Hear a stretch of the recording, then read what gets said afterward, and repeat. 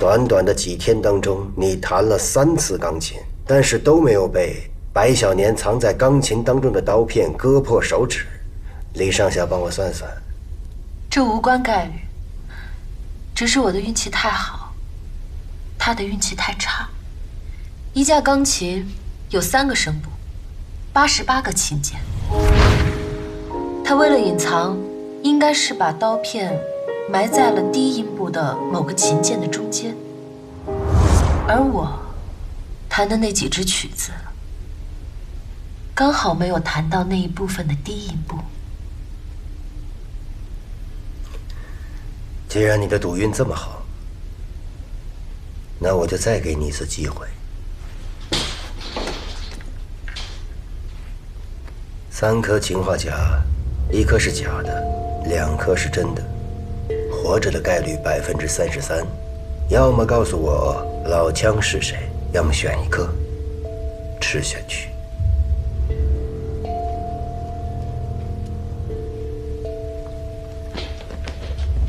选吧。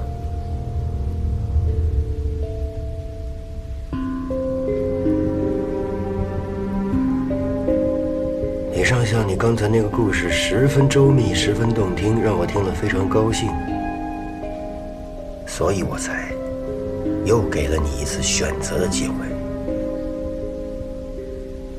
选吧。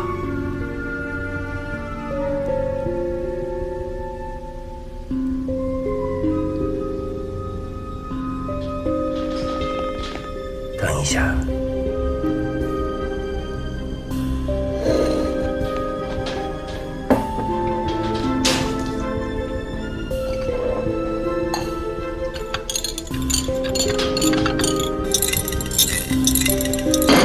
哎呀，这一下糟了，连我自己都分不清，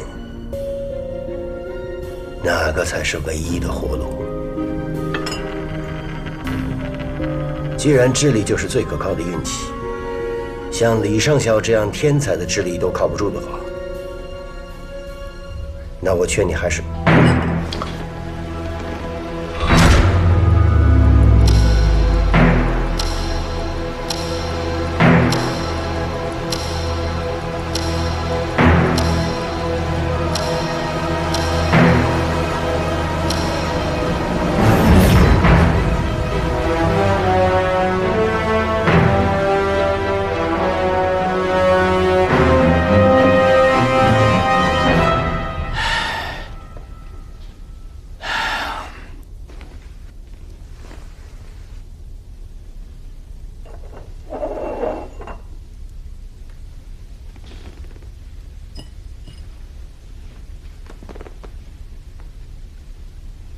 这是金处长的遗物，还是请大佐放回去吧。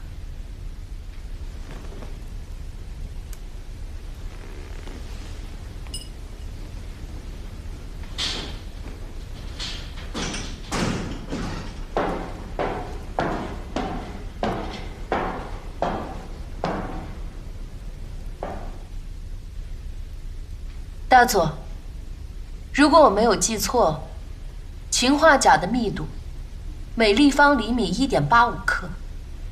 仓促之间，大佐是很难找到与密度完全一样的相似药丸。而重量和密度不同的物体，在快速运转时速率是不同的。正如您所说，智力就是最可靠的运气。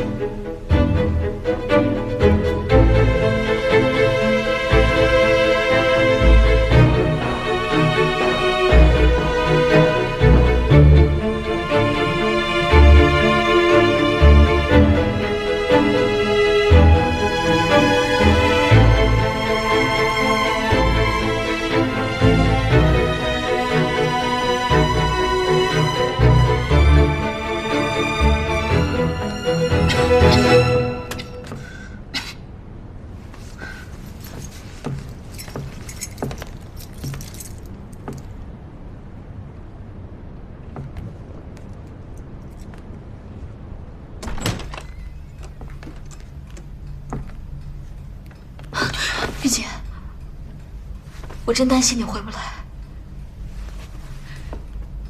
你没事吧？他们有没有对你怎么样？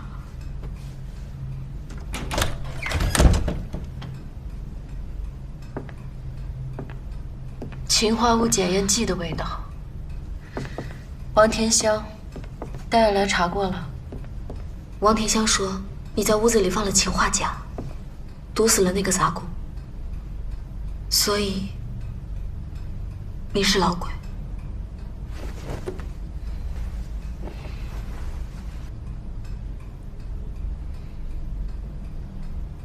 如果我真是老鬼，你还怕我回不来吗？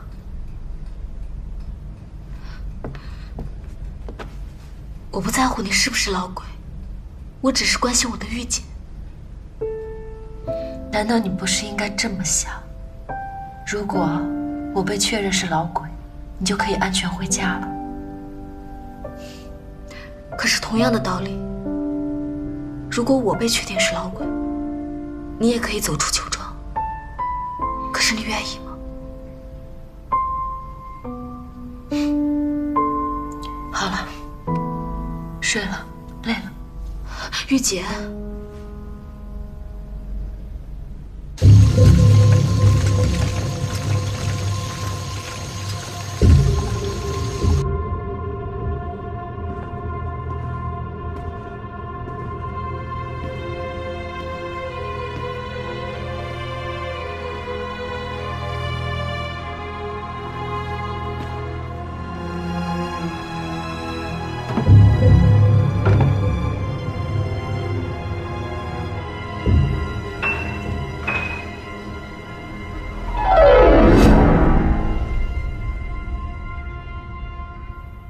玉姐，你有没有听到钢琴声？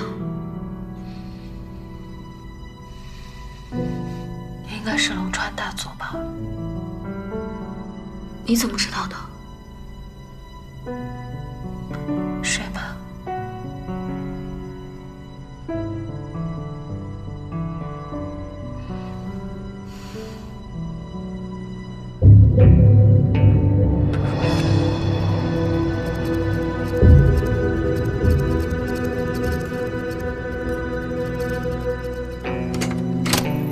难道你不是应该这么想？如果我被确认是老鬼，你就可以安全回家了。可是同样的道理，如果我被确定是老鬼，你也可以走出囚庄。可是你愿意吗？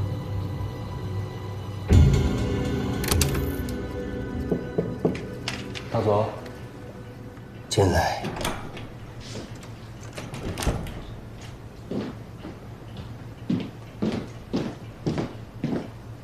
大佐，我已经和白小莲房间的提拨刀片都对比过了，完全是一模一样。每个人房间里的物品都是统一采购的。金生活、吴志国的房间里也应该有同样的剃须刀片。应该是吧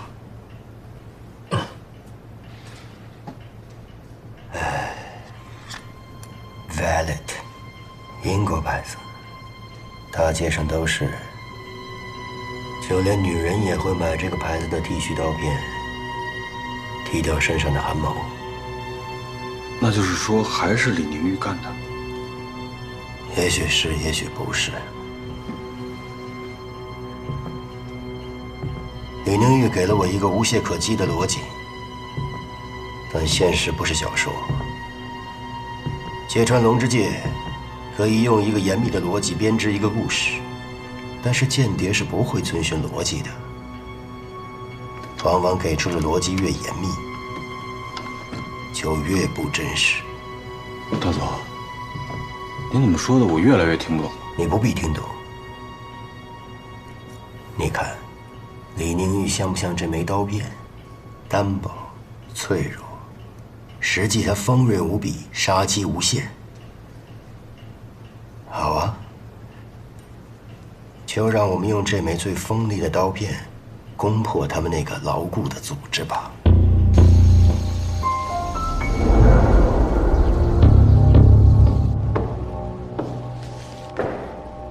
二位女士，早上好。这大早上看到您就不好了。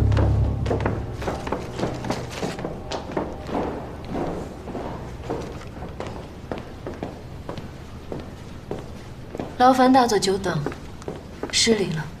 不敢当。Beauty has the privilege。这句话耳熟啊。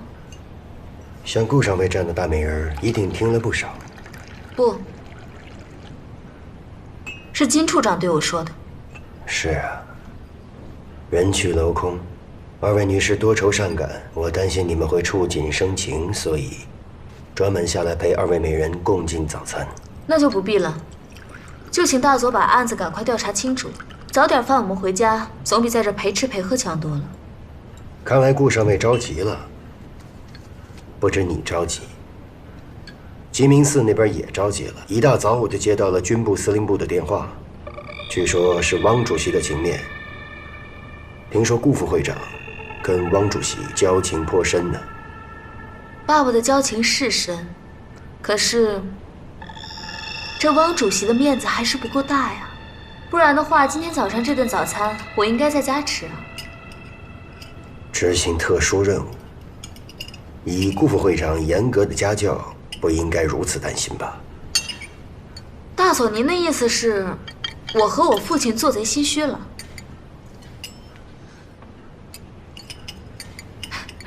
这好办呀，把我和我父亲也抓进您那间审讯室里，好好审一审。唉，这算上死的活的，好像也只有我顾小梦没进过您那间审讯室了。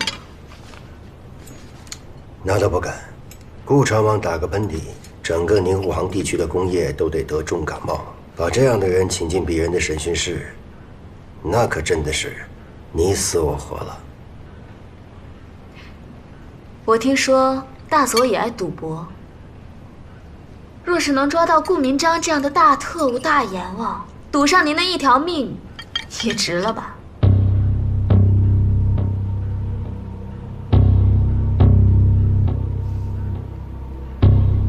大佐，能否请问，你有孩子吗？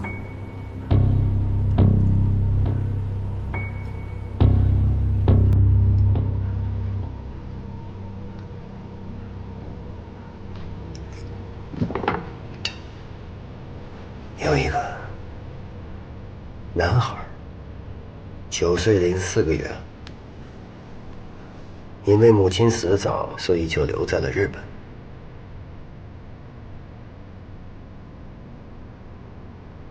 大佐一定很想念他了。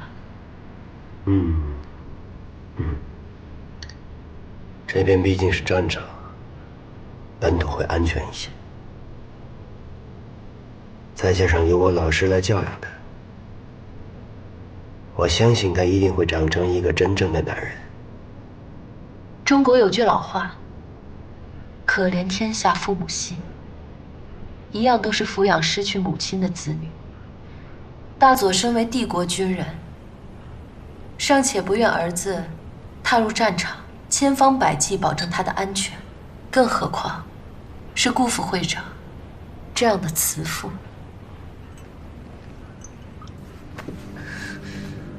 所以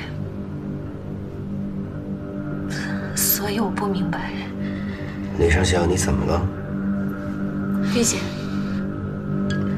玉姐，怎么这么疼？玉姐，你吃什么了？吐出来！你干嘛？吐出来！你别抓他，放开他！玉姐，怎么样？玉姐，走，我们去找医生。辣椒酱，洋人的辣酱，吴志国、白小年都挺爱吃的。顾上尉也经常吃上几口，怎么李宁玉吃了这玩意这么大反应？怎么样？怎么样？要给他采取什么治疗措施吗？我可以给他开一些止痛剂或者肌肉舒缓剂。不要，止痛药还有肌肉舒缓剂都含有神经麻醉成分，会影响我的大脑。都已经疼成这样了，就不要再整墙了吧。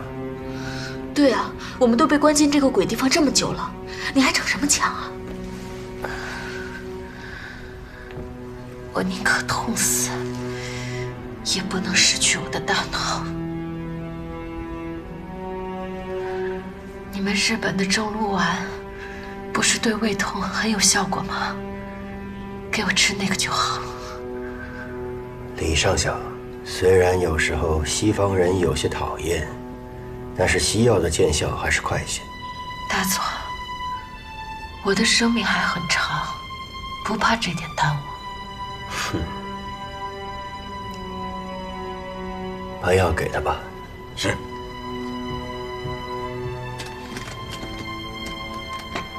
你的身体比你的生理年龄至少老了10岁，你的身体拖累了你的大脑，或者是我的大脑拖累了我的身体。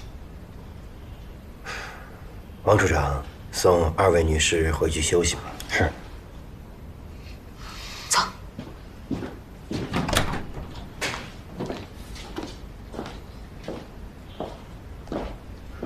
李上校，请留步。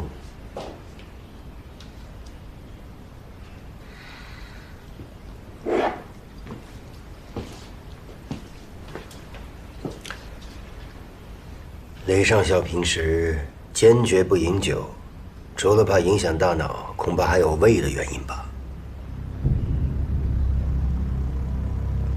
穷留学生的胃没有几个是健康的。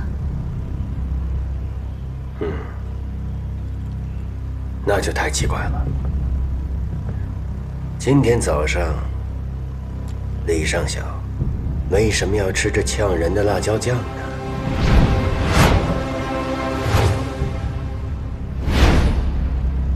因为我把它误当成番茄酱了。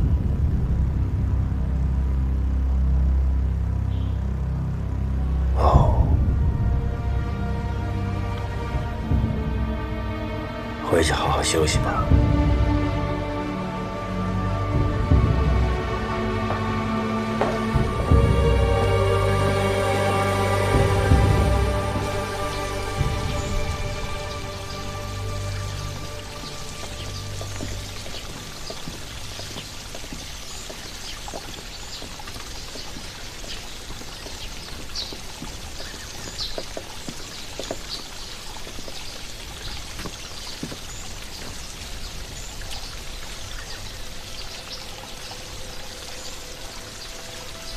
如残叶，见血在我们脚上。生命便是死神唇边的微笑。我只想化成一只蝴蝶，飞出这座地狱般的牢笼。玉姐，我们一定能活着出去的。小梦，我想在这里坐一会儿，晒晒太阳，有点冷。那你先坐一下，我去给你倒杯水，把药先吃了。哎，吴上尉，大佐吩咐了，我得亲自送你们回房间里，别让我难做。王处长，就算是犯人，也有几天放风的时间，更何况他已经病成这样了，你还怕他逃走不成？如果你不相信，就跟我去倒水。那我跟你回去。李上校，你晒太阳暖暖身子啊。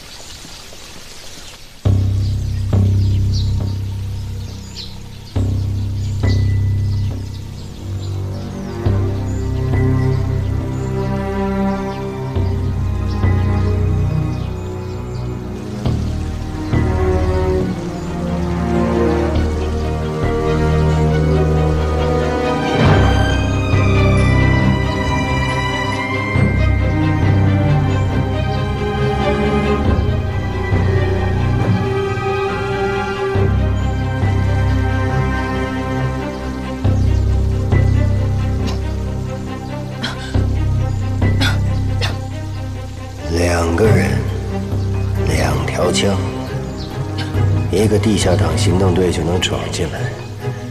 如果我是老枪，上有组织催促，下有同志等待营救，说不定就真的闯进来了。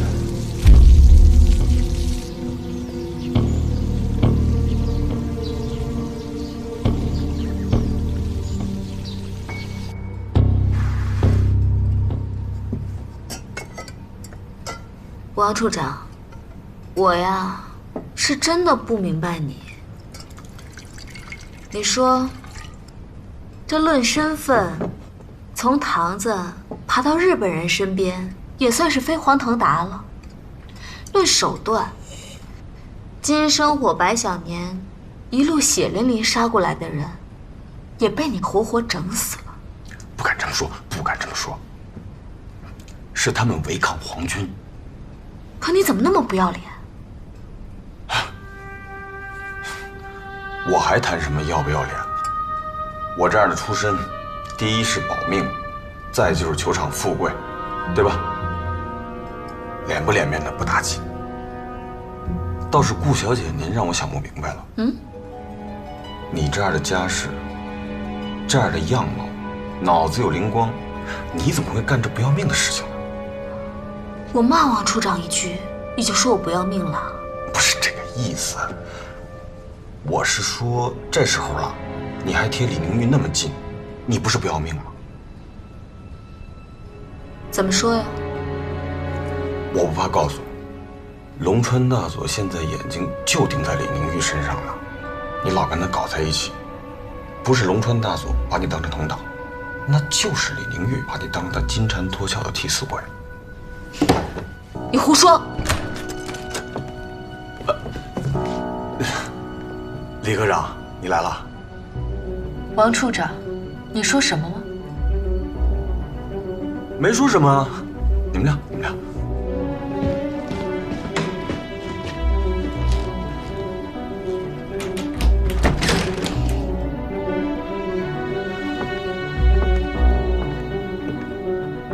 王田香，刚才干什么了？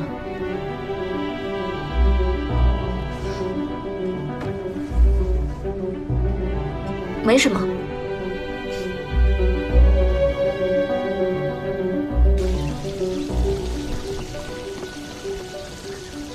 大佐，照您说的，一字不差，我全都告诉顾小萌。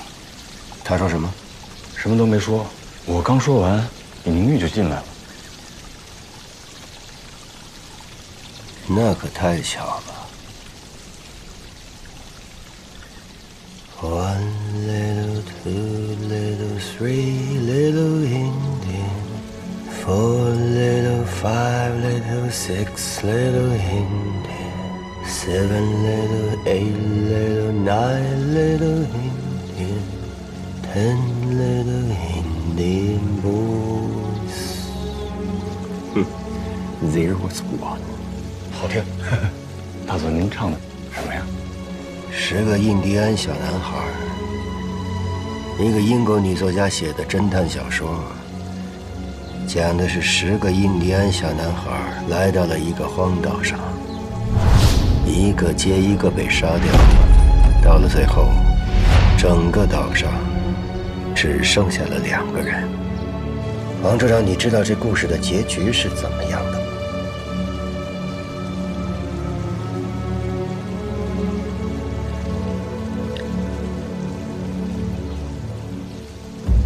就像现在，东楼的那个房间里，2个人之间闭门，正啄对方身上的鬼呢。你真以为我们2个能活着出去啊？我来吧。用不着你管我，我自己来。哎呀，给我！不用，给我！真的不用。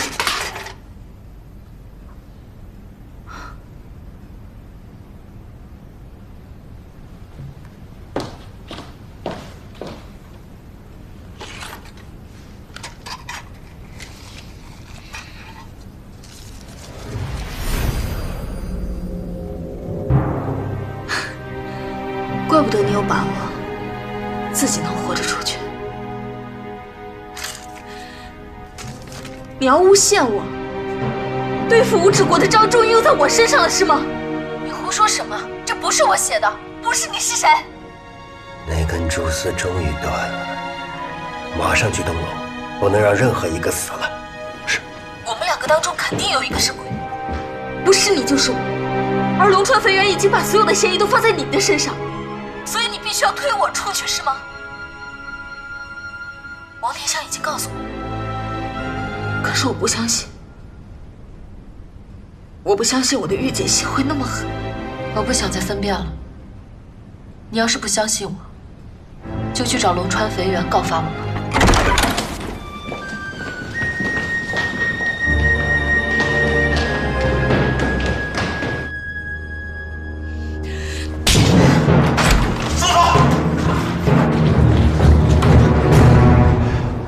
怎么回事？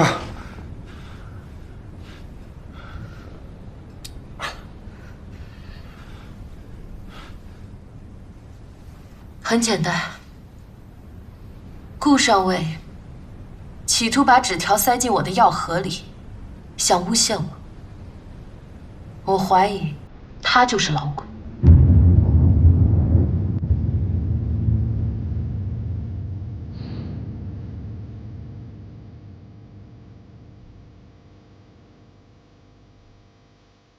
笔迹鉴定结果已经出来了，都是顾小梦，甚至连使用的笔都是同一支。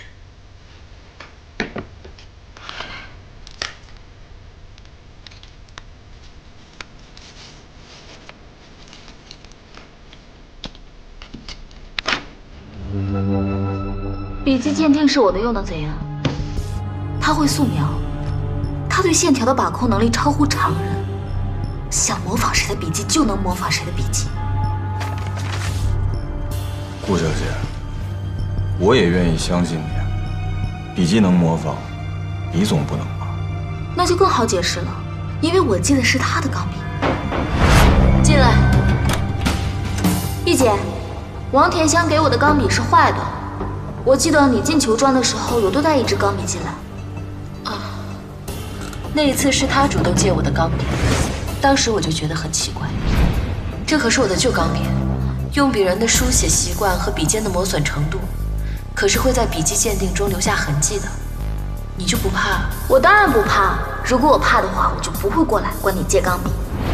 也许早在那个时候，他已经计划好这第2张纸条。是吗？可那时候顾小梦还没有收到任何有针对性的怀疑，就连金生火都在为他撇清。李尚小，你不觉得即使对于像老鬼这样的人，如此未卜先知，也太不可思议了吗？大佐觉得不可思议吗？可当时他偏偏对我说了这么一句话：你说龙川这鬼子，说精明也是鬼精明，说傻也是真傻。如果我是老鬼的话，我肯定一早就模仿其中一个人的笔记，然后让他当我的替罪羊。顾小梦的性格，大佐应该有所了解，聪明，而且从不掩饰自己的聪明。对他来说，既然想出这么一个周密精妙的脱身计划，却不能在人前炫耀一句，那可太痛苦了。如果顾小梦计划要陷害你，为什么不干脆模仿你的笔记，而要用自己的呢？如果我真是老鬼的话，我根本不会用自己真实的笔记去传递情报。所以他把这一张纸条塞进药盒里，根本不是传递什么情报，他是要陷害我，他就是老鬼。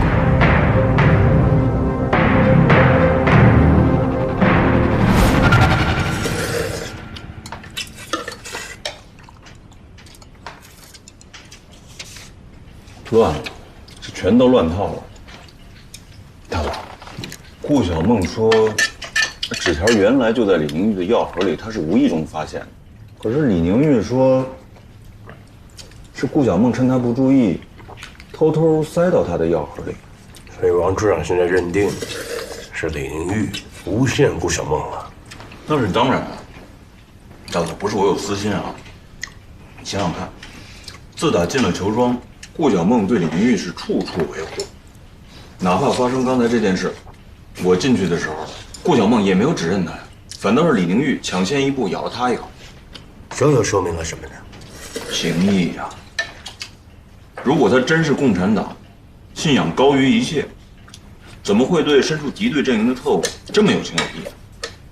可就是这份执着的情义，不是最可疑的吗？女人是天下最薄情善变的动物，永远不要期望她们会有真情实意，除非当她们被爱所迷惑，可是李宁玉不是个男人呐。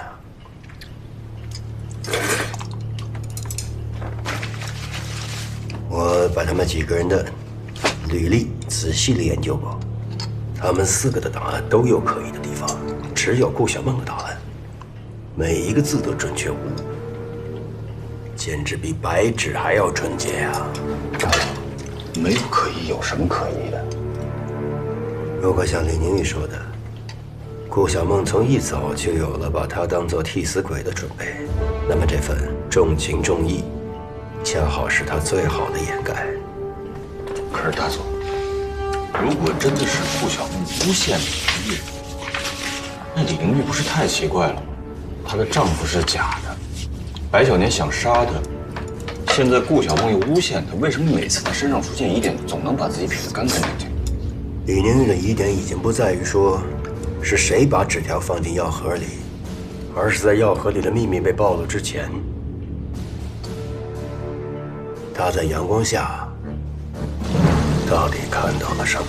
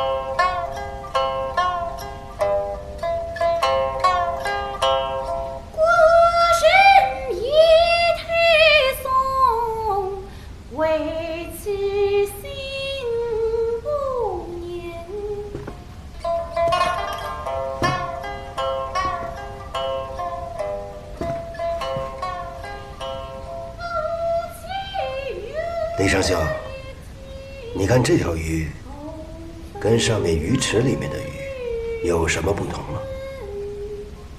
没有什么不同，就是鱼池中的其中一条。不，是有不同的。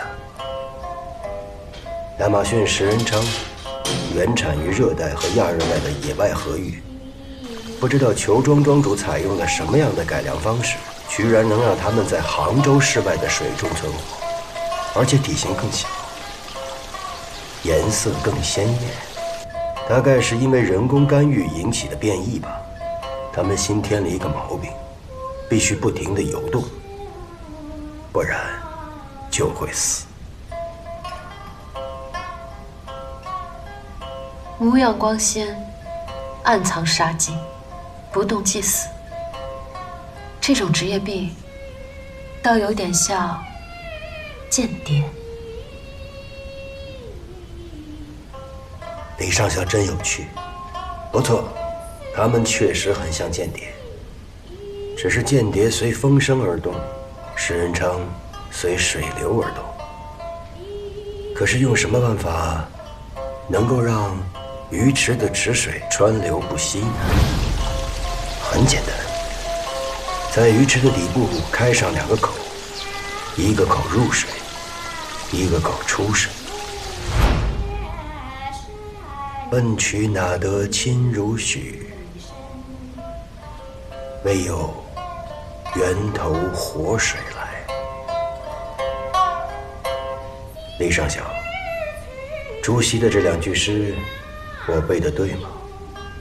只不过是在裘庄的水池里，是暗涌活水去。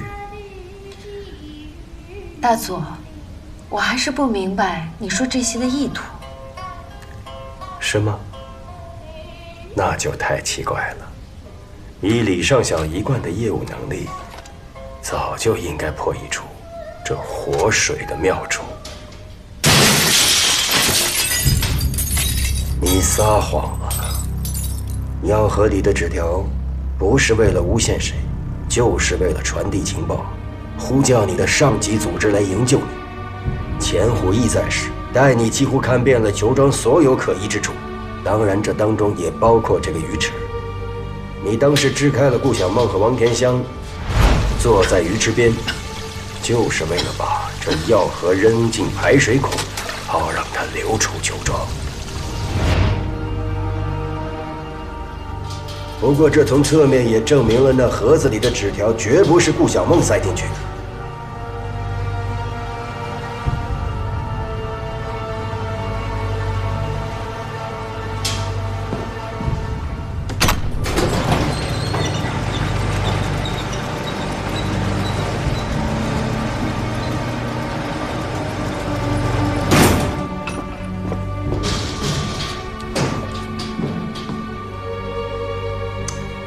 多么精巧的手啊！它能破译密码，改造二代机，还能描绘美景，模仿笔记。同样的伎俩，先用给吴大队长，再用给顾小梦。顾上尉有一句话说的真没错。我不相信我的玉姐心那么狠。你的心太狠了。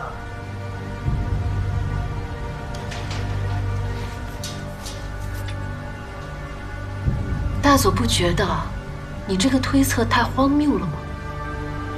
就算我这双眼睛看得清最复杂的密电，破译得了最精密的密码机，我也不可能透视地下的工程结构和水流走向。怎么就那么巧，可以保证这个药盒流到需要传递的人手里呢？这种大海传真的方式，李上校很熟悉。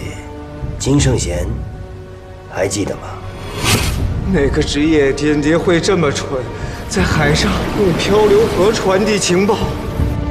一时毒药，一时良方。你已经通过那道电报，暴露了船上的位置和信号。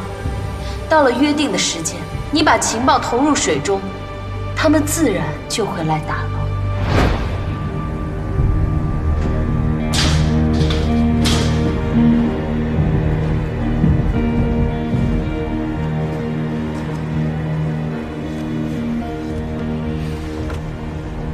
那份证词我看过以后，十分惊讶。人要有多么敏捷的大脑，才能在如此短暂的时间里猜出他的对手会使用这种极端反常规的情报传递方式。现在我终于明白了，你在改装二代机的时候，无数次的设想以何种形式向你的上级传递情报。药盒里传情报，不过是你最终采用的行动方案罢了。当森田被刺杀，而传递的情报又被发现的时候，你干脆嫁祸给金圣贤，就和你今天的行动异曲同工。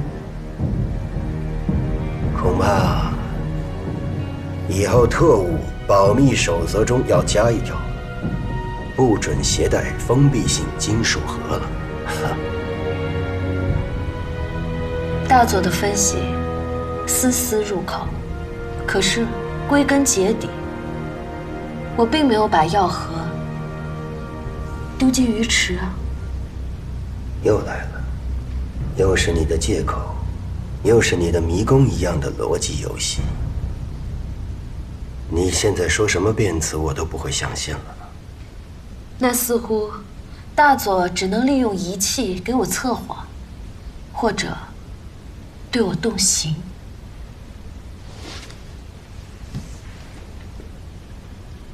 李上校这样的天才，心理攻势等于班门弄斧，刑讯逼供等于祝贺焚琴。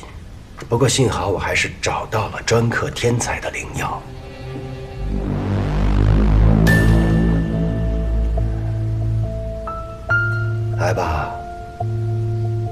让我来介绍一下，毕业于哈佛大学心理学专业的香取直人博士。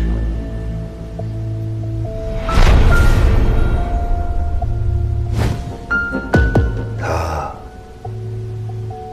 也是位天才。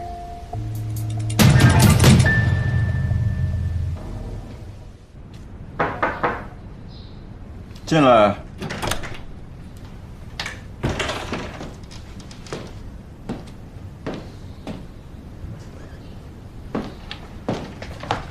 顾尚伟来了，请坐。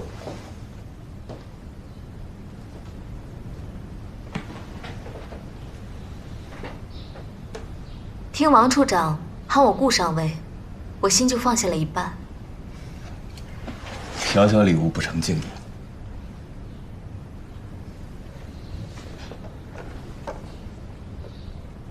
前两天听你说梳子坏了，我就特地找人买了一副，还满意吧？王处长，您挑梳子的眼光倒是不错。那是当然了。有时候我都想啊，要是现在这行不干了，我就应该到大世界边上开个发廊，把那个假洋鬼子的店给顶塌了。我这手艺可是祖传的。我看是行院里学的吧？还真让你说着了。不过顾上尉应该还不知道吧？这行院里啊，什么东西都脏，可有两样东西却是最金贵的。梳头师傅的手艺，还有就是起床后的情谊。红牌姑娘嘛，都好个梳洗打扮，梳头师傅的手艺自然就是最好的。所以说，这金贵的东西要在脏地方才最金贵。王处长这说来说去，都是在夸自己啊。没说完，没说完。最干净的情谊在行院里，那最脏的，知道在哪儿吗？您说。戏台上，那些个戏子整日里演多情多义的才子佳人，早就没有情谊了。啊，我一直想啊，我想帮你叫一台戏解解闷儿，可又怕我叫的戏太老了，要不然我找一个唱文明戏的演员来，好吗？文明戏的演员，能演得了您点的那出戏吗？能，太能了。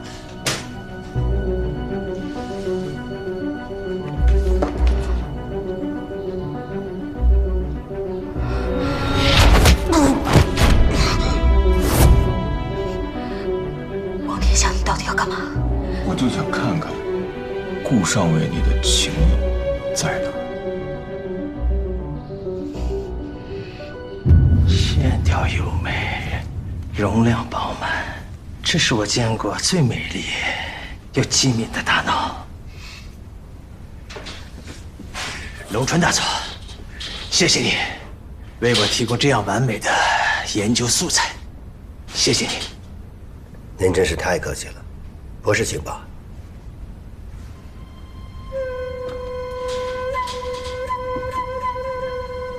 香取博士认为，这么完美的大脑，能通过测谎仪和自白剂的考验吗？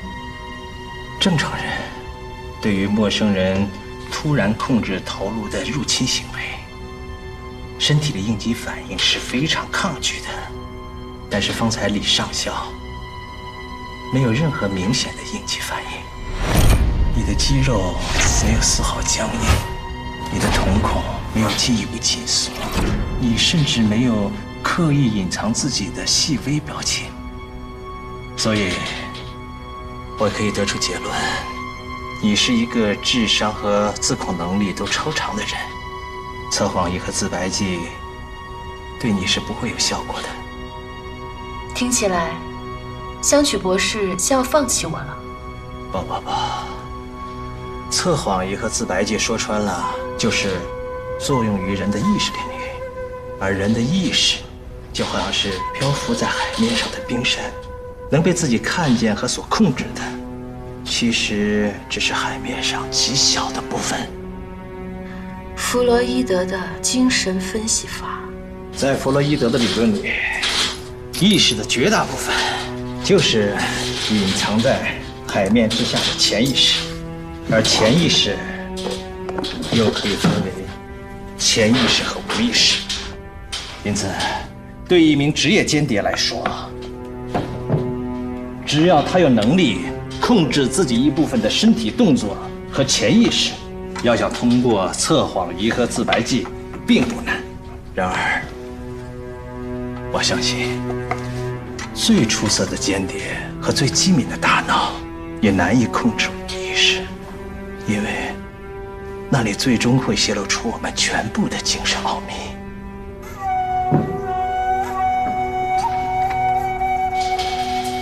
对于弗洛伊德的理论，李上校，你相信吗？很遗憾，我不相信。为什么？因为我是个数学家。公式和数字告诉我，心理学家那些玄之又玄的理论，任何不可测量的精神概念，都是伪命题。只有被我亲手用数学证明的，才是真理。好。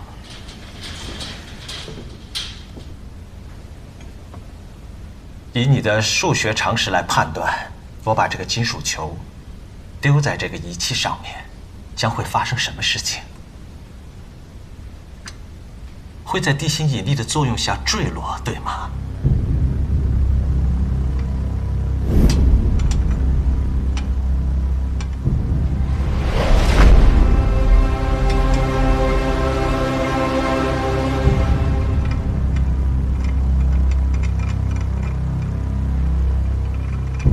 李上校，太惊奇了吧！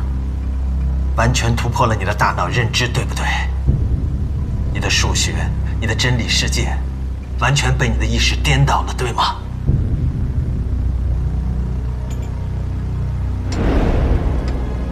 一个智力超常，在自己的专业领域里成就非凡的人，越是容易以迷信所谓的客观真理，而过分压抑自己的主观意识。你是一个谍报人员，你要回避自己被不可控制的那部分意识所控制，所以一定要竭尽全力地去否认它、回避它，就像一个鬼想要丢掉自己的影子，而只有他才是那个真实的李宁玉。眼睛会欺骗你，知识会背叛你，数学会误导你，所以忘记你的眼睛，忘记你的大脑，陪我一起去看看藏在最深的黑暗处的，其实才是你真正的人生。留下，或者给我滚！父亲，赶走我哥哥。迈出这一步，以后你就不再是我儿子了，也不配在姓李了。他被父亲剥夺了名字，无名无姓，非人非鬼。你的父亲，你哥哥，还有你，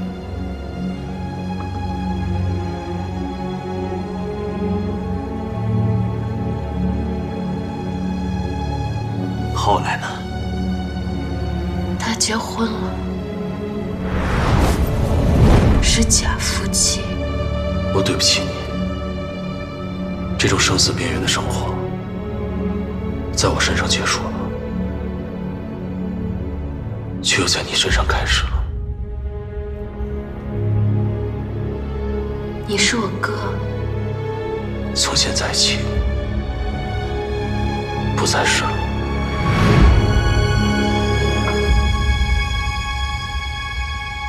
那你就谈一谈你那些爱人们吧。这个是你第一任丈夫，你的第二任丈夫，这是你的哥哥贾丈夫，还有吴志国。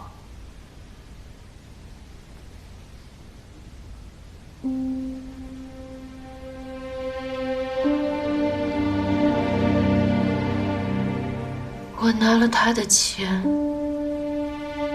买了那张船票，为了我的梦想，为了开始新的人生。对不起啊，我不能和你一起走。为什么？不是说好我们一起走的吗？祖国需要你离开，但需要我留下。别忘了我们的理想。照顾好自己。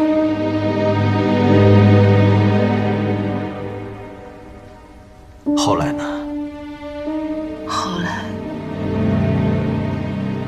他死了。你的第二任丈夫呢？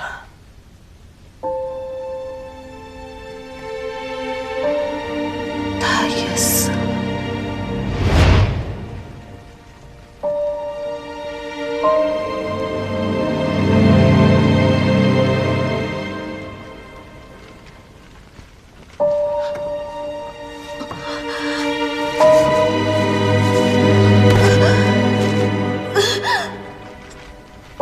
我们有了孩子，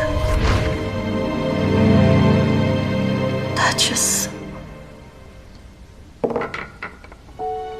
他就是你的同党，他也是共产党，对吗？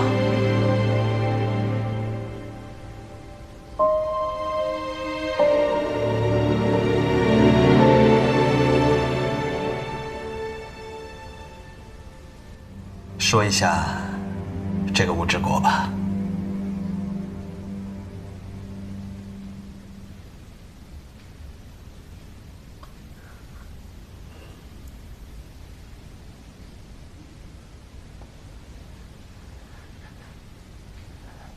这个吴志国应该不是他的爱人。如果他是老鬼的话，他就不会选择跟吴志国这样的男人产生感情。反之可以推断，吴志国并不是他的同党。一个可怜的男人被迷惑、被利用了，那他的朋友和敌人呢？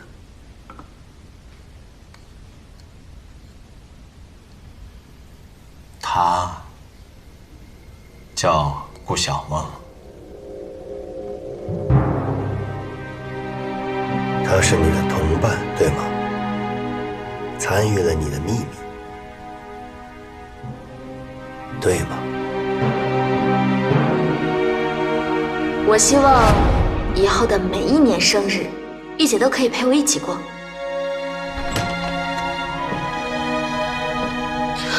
玉姐，我真担心你回不来。如果我真是老鬼，你还怕我回不来吗？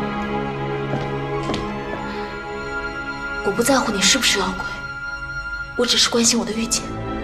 顾政委，你隐瞒了很多，尤其是和李宁玉相关的这些事情，不说清楚的话，在龙川大佐那里你是过不了关的。还记得金生活审讯时的3条路吗？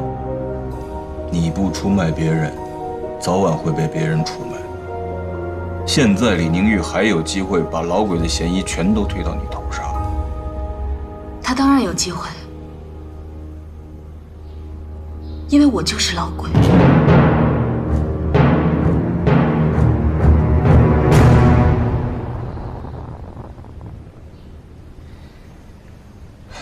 顾上尉，你知不知道你刚才在说些什么？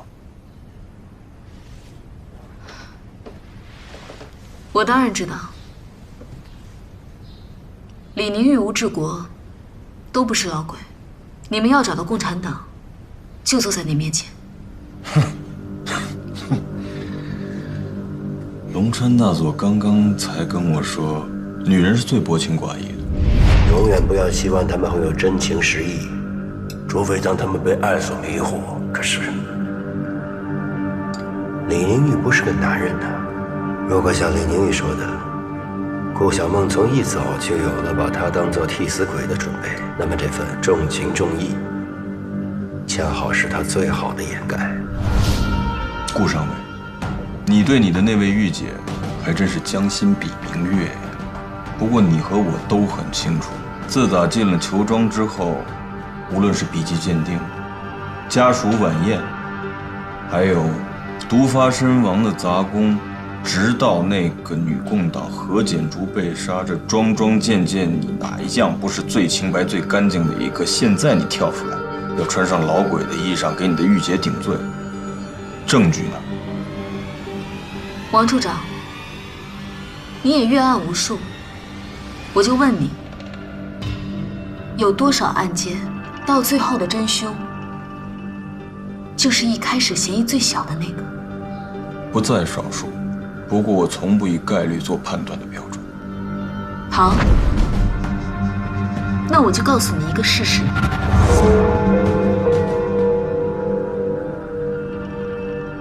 这就算是我奏给你同志的安魂曲吧。老鬼，怎么，金生活死了，你要学他呀？就是因为金生活死了，并证明自己不是老鬼，我才敢肯定是你。白小年为财，吴志国为情，这样的人都不可能是共产党，而我知道我自己不是。你怎么证明你不是呢？但我可以证明，森田是你杀的。你胡说！杀森田的人明明是你。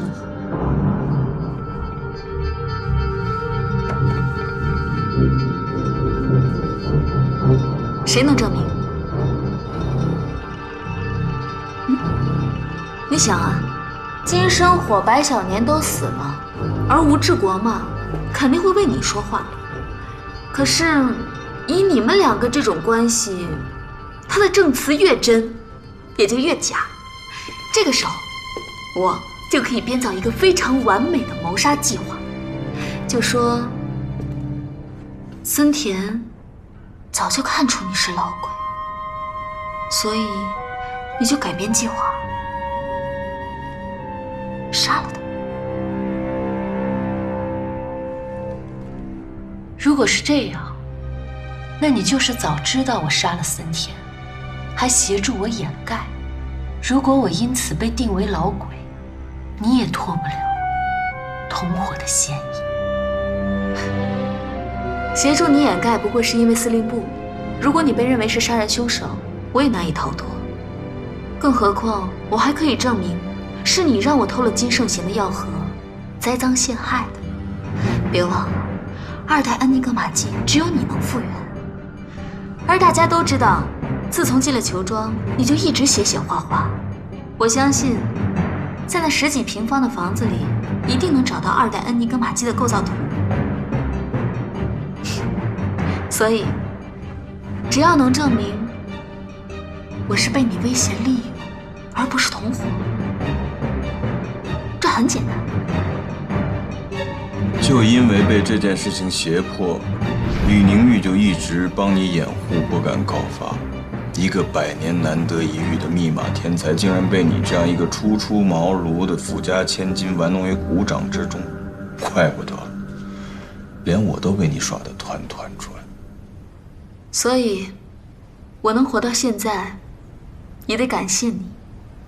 这龙川肥原是个蠢货，你就是个废物。这金生活、白小年，还不是在我李代桃江下，让你们活活给整死了。而吴志国也只剩半条命。你们这场裘庄捉鬼，真的是精彩。那前几天后山起火也是你和李宁玉策划的喽？没有。不过什么？我们组织的叛徒，那个秦杂工，这是李宁玉和吴志国帮我干的最漂亮的一件事。是谁的？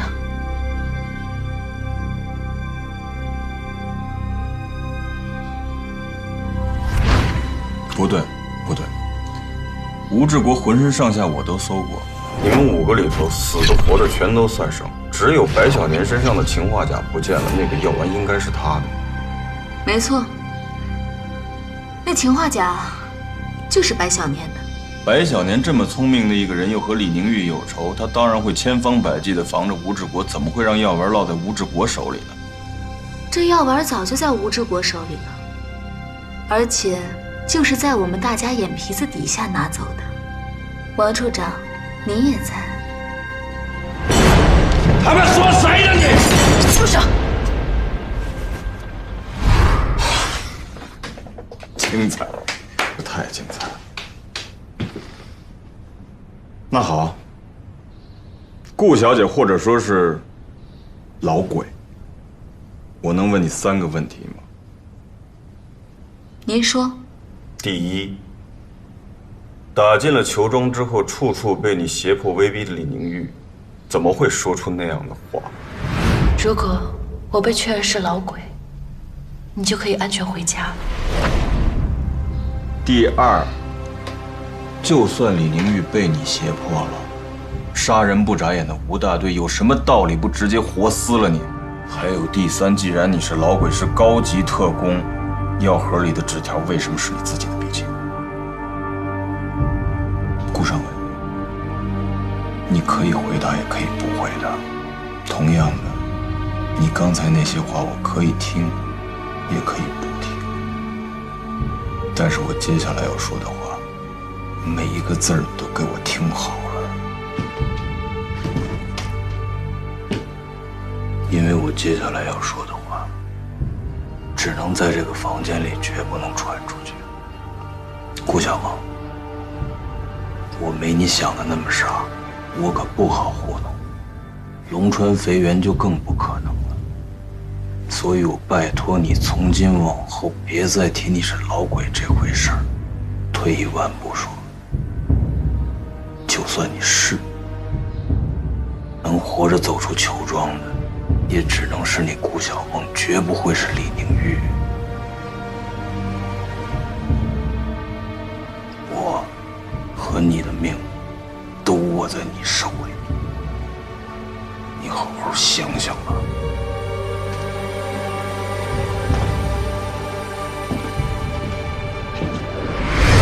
你为什么要选我？这一巴掌我替他还的。等等，丽君，你没事吧？小梦，你是老鬼。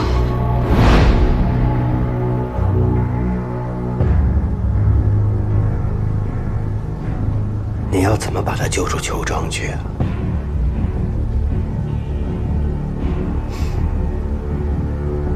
很简单，我可以利用自己的兄弟劫持弟弟，要挟父亲，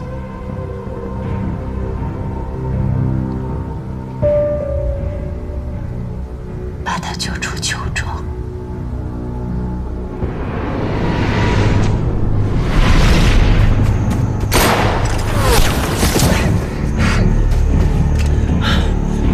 夫君大人为什么要杀我？就因为我是日本人，娶了令梅是吗？我不会放弃的。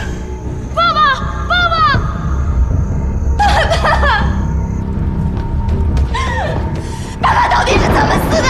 你根本不是在哭爸爸，你们是要找爸爸留下的那笔宝藏。假的，都是假的。你真正的爱人，你孩子的母亲也死了。你爱郑南吗？郑南是我的儿子，能不爱吗？那就记住他，永远的记住他吧。芳子，芳子，是你给他取的名字，是吗？一定对你意义巨大。也许是来自你的母亲，她是不是已经死了？你救！他死了，他生下我就该死。大佐，大佐，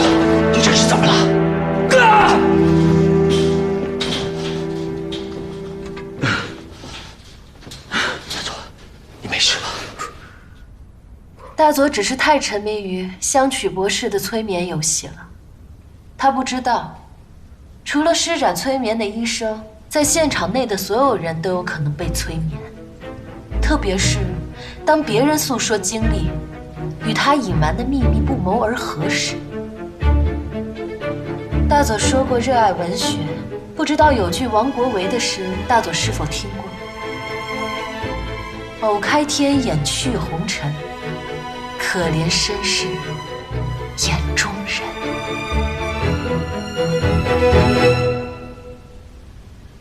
你也对我催眠了？大佐，不是我，是他，是我太大意了。从这个女人刚开始谈论弗洛伊德的时候，我就应该知道，她是个精通催眠的高手。李上校，你太聪明了，你把对方带入你布置好的意识迷宫里面，等对方放松警惕，你就开始转守为攻，成为一个真正的催眠者。李上校，如果你是我的同行，也会成为一个一流的精神分析师。香曲博士谬赞，在我看，这只是一个很简单的方程问题。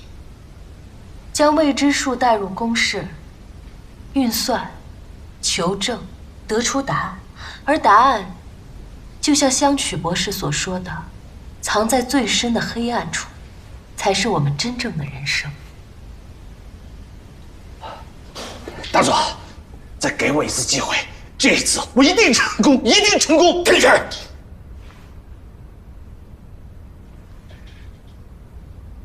我会把这次侦探报告汇报给大佐的。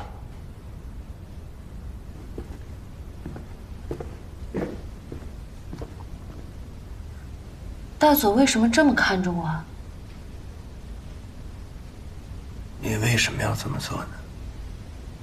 参加这个催眠游戏吗？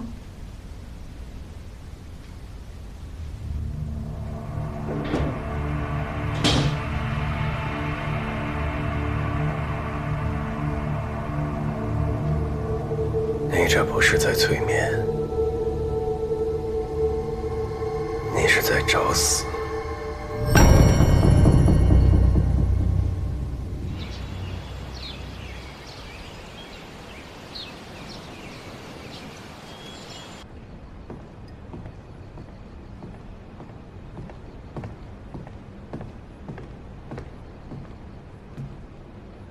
不知道这次顾先生又叫我过来，有何指教啊？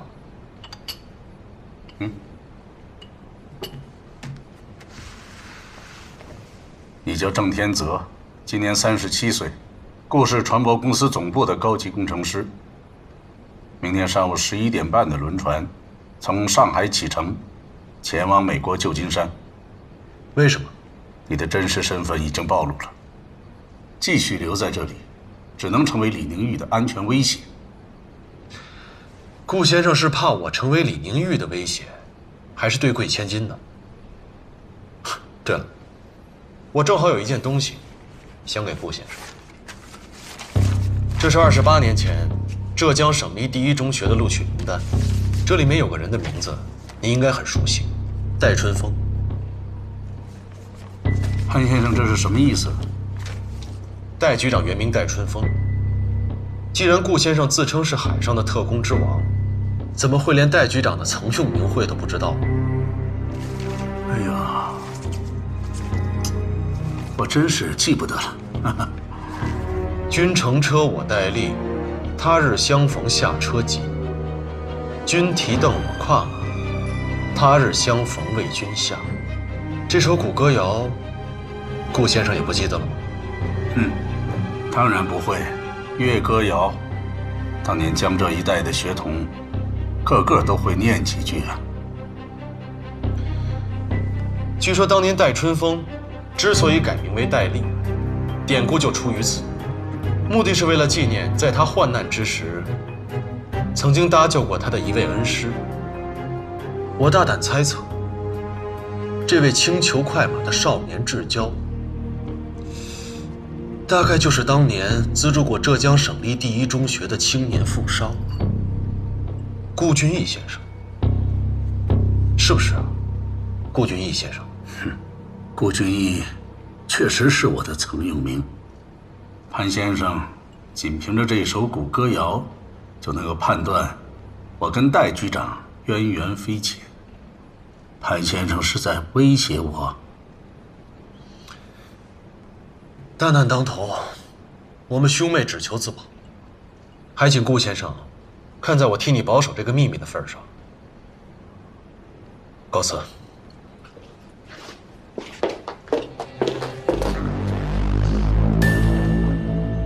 先生，他知道的这些东西太危险了，不能让他离开。看来我没猜错，顾先生果然是戴笠精心布置的军统特工啊。可是顾先生，您不会认为那个名单只有这一份吗？我今天之所以敢来这，敢揭开顾先生的底牌，我就绝不会怕这支枪。潘先生的目的究竟是为什么呀？我的目的很简单，要顾先生全力帮助我营救李宁玉。不，我不答应。不答应？因为你的妹妹李宁玉很快就会被释放。大总，你看，趁着顾小梦能给咱们作证，不如让李宁玉全都扛下来，那金生火、白小年的事儿就都能交代得过去了。你有办法让他全都扛下来吗？要我说，还是得动手，管他天不天才的呢，肉还能比鞭子硬吗？报告，进来。大佐，这是乡区博士给大佐的审讯记录。滚！是。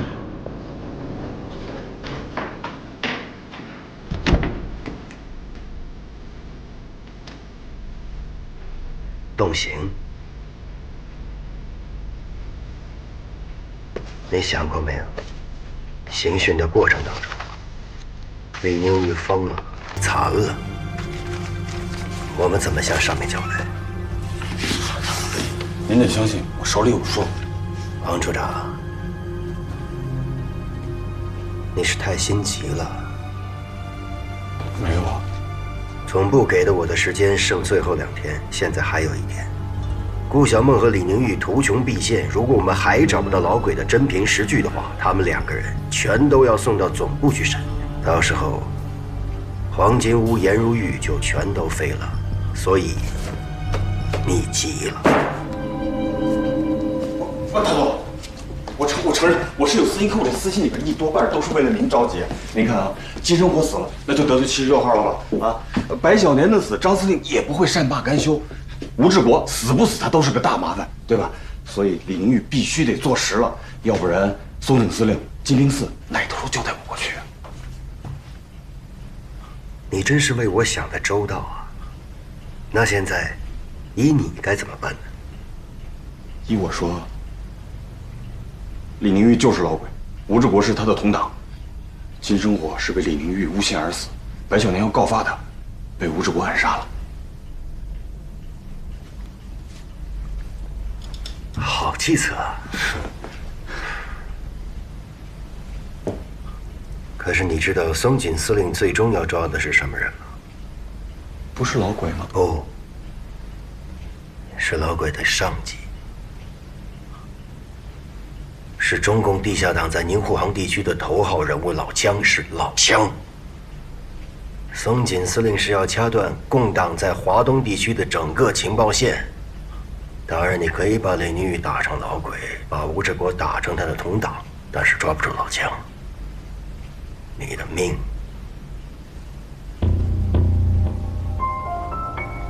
还是保不住。一个自己的亲生女儿还在囚庄里的军统特务，会真心实意地搭救一个现成的替罪羊吗？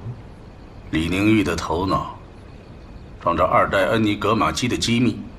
所以，我必须救他。没错，破解第2代恩尼格玛机是戴局长向先生亲下的命令。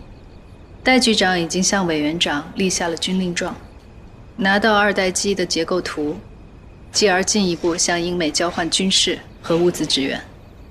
所以，你是让我相信，你为了完成戴笠交给你的任务，连自己的亲生女儿都不顾了吗？潘先生，你读过芥川龙之介的一篇小说，叫做《地狱变》吗？我对日本文学丝毫不感兴趣。年迈的老画师接受了大明的命令，去绘画地狱里烈火焚身的景象。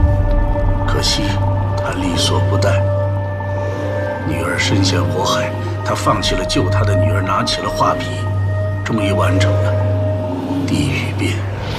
天下哪有这样残忍的父亲？世界原不该有这样的父亲。所以，我们这些人才是身在地狱之中啊！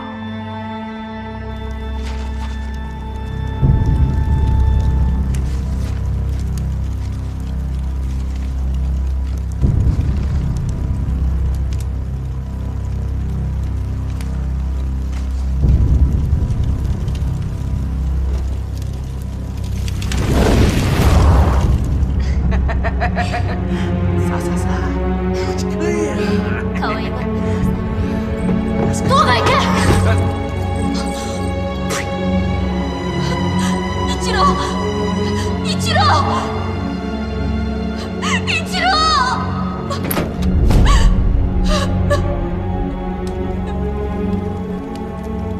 他被父亲剥夺了名字，无名无姓，非人非鬼。父上，父上，名字をください。追い出せ。のほど走れ。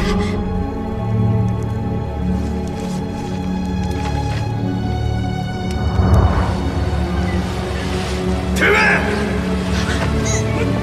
どうやってこの世の願った？我拿了他的钱，买了那张船票，为了我的梦想，为了开始新的人生。てめえの名前は？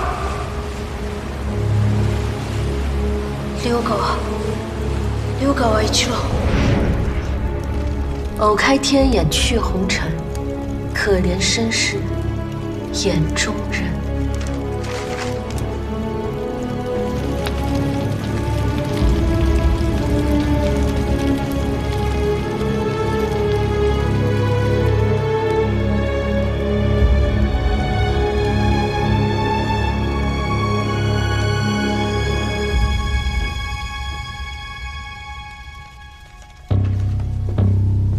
你是太心急了，总部给的我的时间剩最后2天，现在还有1天。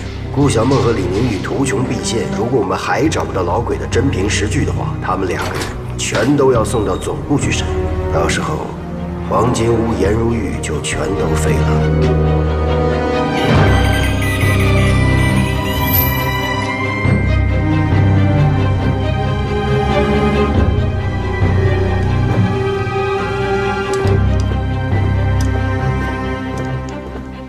处长，开门！大佐的命令出自开门。什么？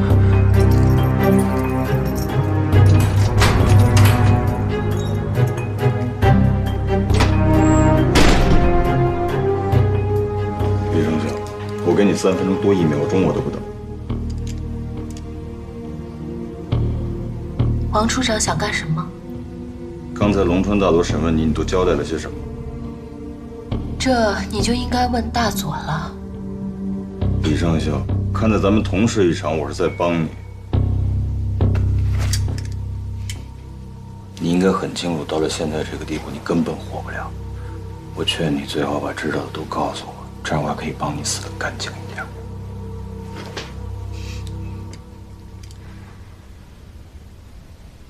李上校，你时间不多了。审问我的不是龙川大佐，而是一位精通精神分析的医学专家。他对我进行了催眠，希望能进入我意识深处，找到我所有的秘密。可惜什么？我趁机去看了一看龙川大佐意识深处的秘密。结果呢？你看到了些什么？结果我忘记了，当时我被催眠了。无意识状态下的认知是不能进入清醒状态下的大脑的。如果王处长想知道，可以再次把那位香曲博士请来，再次对我和龙川大佐进行催眠呀。李宁玉，你真是好胆子。